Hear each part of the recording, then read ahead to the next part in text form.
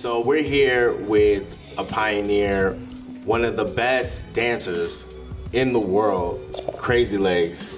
How you doing today? I'm good. You give me too much credit. I think, it's funny. First of all, I'm good, and thank you for having me on your platform. I would say I'm good within what I do. Am I a best dancer in the world?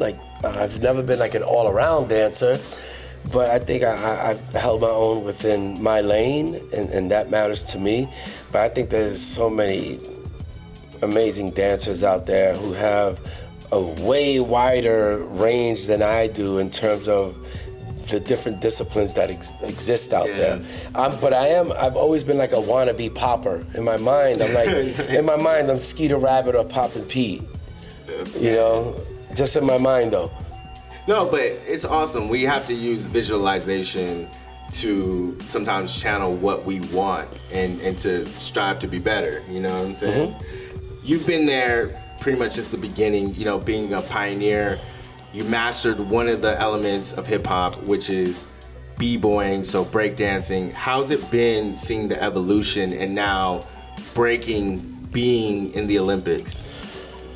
It's weird because the evolution has been different at times. Sometimes there was regression. Mm-hmm. Sometimes there was a disregard for the flavor or I guess what would happen with your natural response to music and how you would let that take you on a ride so that whatever flavor, character, and style is in you, that would shine through as a result of your reaction to music. Mm-hmm. Now, in terms of the discipline itself, you have people who have gone to the point of being able to incorporate the acrobatics, the top act, the footwork, and all that stuff, and do it in a way that is really, I would say, it takes you from the evolution. It takes you into the evolution, but it also brings you back home to rock within the essence of responding to music,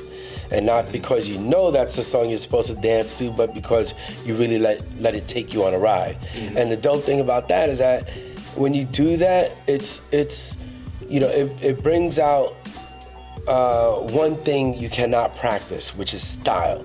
Yeah. Style is either you have it or you don't, and it's something natural.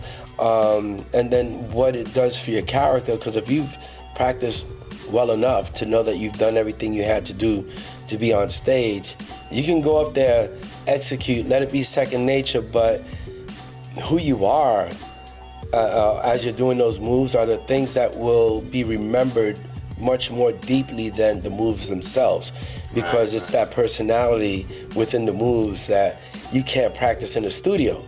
Right. That keeps you unique, because a lot of people can do the moves, but character is what is really represented. It's remembered.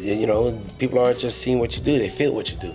Right. So, are you saying it's better for it to be improv because, putting it in a competitive setting, you don't really get the true essence of it, right? Some people have a hard time with improv. There's a lot of people who are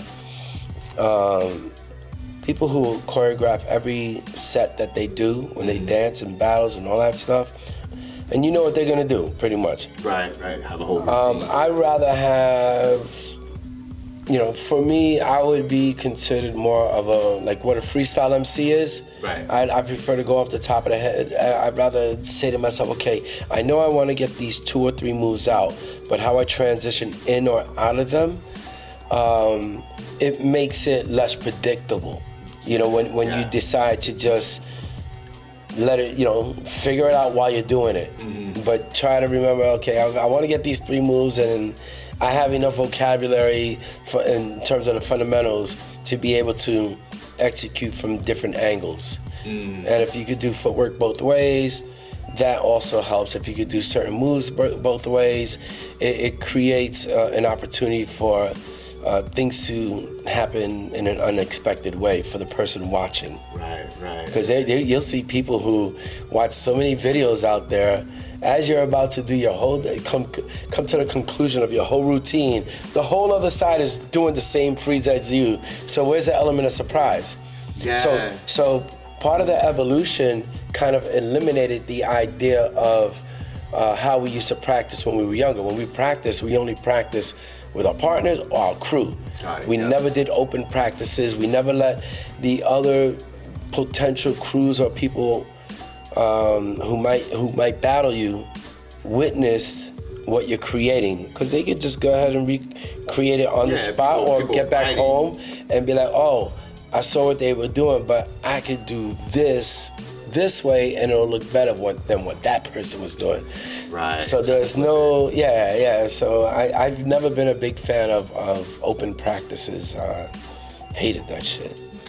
Breaking becoming so global and everything and spreading to so many different regions, can you look at somebody, even if it's a video, and be like, oh man, they're not from the Bronx, they're from the West Coast, or maybe they're from the South, or maybe they're from Japan, you know?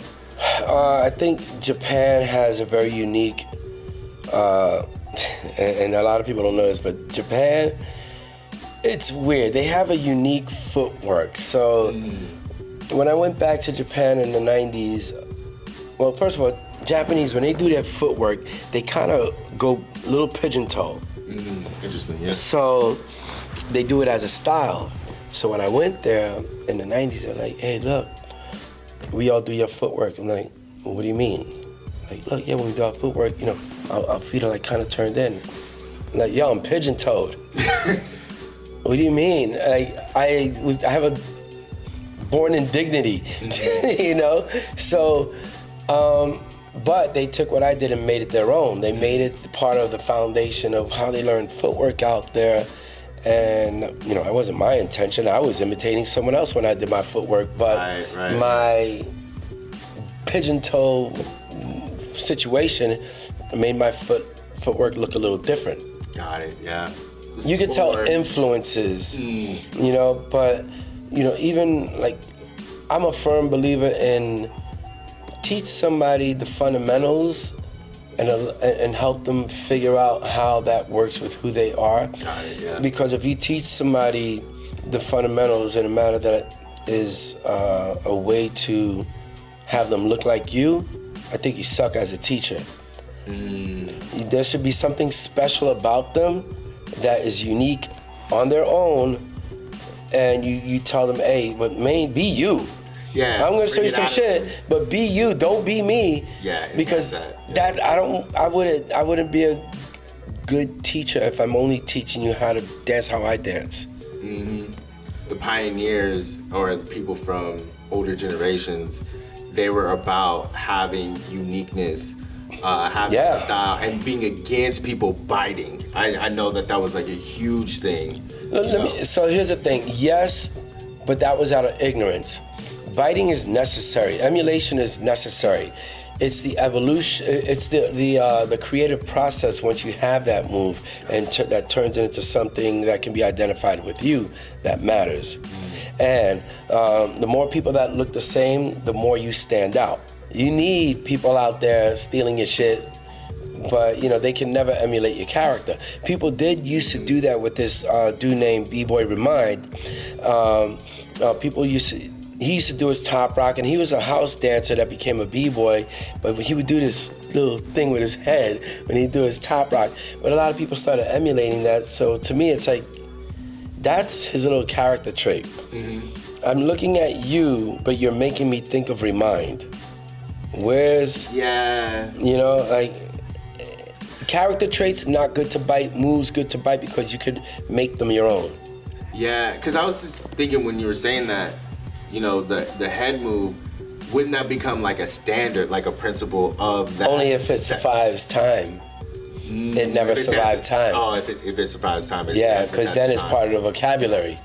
So it's like in the 80s when my boy Fast Feet, he was a light heavyweight kickboxing champ, and he from the Bronx, and he was like, your legs rock steady for the 90s.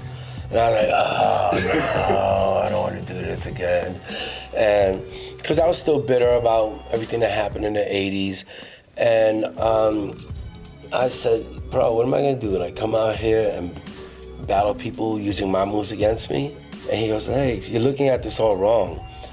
you have to remember, you're a dude from the Bronx created something, certain moves that went global. Yeah, you need to be proud of that. Your moves, whip backspin, continuous, which is windmill, 1990, which was actually called a handspin originally, and threads. Those are like 4 things that I created that stay done to today. Right. And but I was still coming out of a situation where I wasn't thinking worldly. Yeah. And I had to adjust to that. And then it got to a point where I just don't even think about it. Right. I mean, there's so many different pioneers from the different elements that have created standards. Do y'all think that you've gotten your flowers? I've gotten more than my flowers, because I remember, I only wanted to do this as a kid for local neighborhood props. And to have gone around the world multiple times, and had so many opportunities, I don't care about flowers anymore. I don't need the validation of anyone else, because in 50 years, 100 years from now, those same people who may not want to give me my flowers will be gone. Any historian is going to just look at the facts and the data without the emotion and just be like, role player, role player, role player, role player, the rest, whatever. That's true. If you're looking at wrestling and you go through the decades, you got Andre the Giant, Hulk Hogan. Hulk Hogan's always going to stand out more than everyone else from the 80s. And there's different people, Andre the Giant, Bruno Sammartino in the 70s. And then, John Cena and The Rock and all these people. But do you really remember everyone else? No. Not all of them. And anyone who hates on them, temporary, maybe momentarily annoying, and you may get people to sway. You could sway your contemporaries or anyone who's gullible, but when it comes down to the overall historic impact, no one's gonna give a shit about the haters. Yeah, it's very They're true. only gonna report what happened. With new age music, I mean, hip hop has changed so much. Who are some artists that are newer that you might break to? I don't break anymore. I'm done. I did my last show in 2023 at Yankee Stadium with Fat Joe and B-Boy Gravity and Ashanti and a whole bunch of other people who came out on stage. And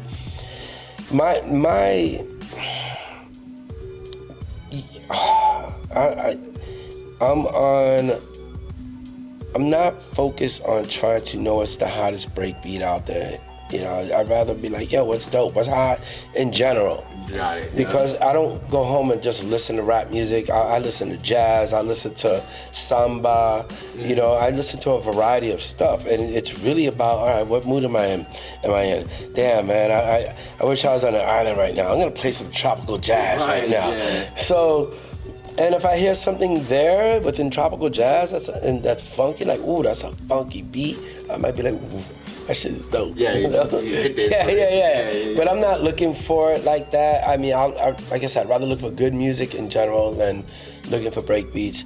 My focus is way beyond breaking, because my focus is about my give back and how can I grow a festival into something that could be economically viable for our community, whether it's the citizens of a community or the people that I can employ. Yeah, that leads us to our last question. Outside of that, too, like, what else you have coming up? Ooh, I got some amazing things coming up, and I signed some NDAs. Oh yeah, we don't want to get you in trouble, but where you can't. I've been for the past several years. I've been working on a documentary, and of course, COVID slowed everything down. Yeah. But we've been filming all along, and we just locked in a different director than what we were going to go with before. I can't get into that, but it's pretty amazing, because to me, hip hop is, I live my regular life more than I live hip hop, because when the real life shit happens, you can't dance your way through it. I mean, you can if you want. I mean, to, but it's a momentary distraction, but it doesn't solve things. That's true. You know, it may make you feel good or whatever. Creative, you may stumble upon a new move, and hey, that's dope. But your problem is still there after. Yeah. So I'd rather deal with reality. But in terms of projects, what I have going on, I'm part of a tech deal. It's a super app. It's called Moti, M-O-T-I. And imagine Zelle, Zoom, Cash App, Instagram, LinkedIn, all that built into one. Oh, whoa.